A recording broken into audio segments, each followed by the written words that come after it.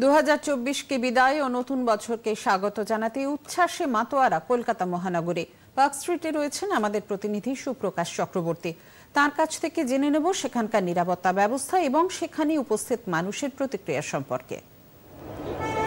দেখো, বছর শেষের দিনে কলকাতার পার্ক স্ট্রিট চত্বরে কিন্তু ইতিমধ্যেই হাজার হাজার মানুষের জমায়েত শুরু হয়েছে। যেন প্রত্যেক বছরের মতো এবছরেও কিন্তু এই বছর শেষের দিনটা উপভোগ করতে এবং নতুন বছরকে স্বাগত জানাতে রাজ্যের বিভিন্ন জেলা থেকে হাজার হাজার মানুষ এই পার্ক স্ট্রিট চত্বরে আসে। কিছুদিন আগেই এখানে ক্রিসমাস ফেস্টিভ্যাল শুরু হয়েছে এবং তার সেই লাইটিং এখনও রয়েছে এবং বছর শেষের দিনে সেই লাইটিং আরও নতুনভাবে সাজানো হয়েছে এবং নতুন বছরকে স্বাগত জানাতেও কিন্তু আরও বেশি করে লাইটিং করা হয়েছে এই পার্ক স্ট্রিট চত্বরে। এবং দেখবে আমাদের ঠিক পিছনে অ্যালেন পার্ক, এই অ্যালেন পার্কের আশপাশে কিন্তু ইতিমধ্যে অনেক মানুষ ঘুরে বেড়াতে শুরু করেছেন। তারা এখানে নতুন বছরের বিভিন্ন যে জিনিস সেগুলো কিনছেন এবং কেউ কেউ মোবাইলে ছবি তুলে আজকের দিনটাকে স্মরণীয় করে রাখছেন।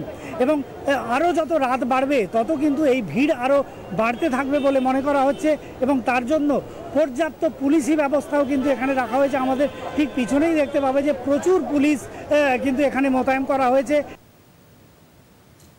অনেক ধন্যবাদ সুপ্রকাশ।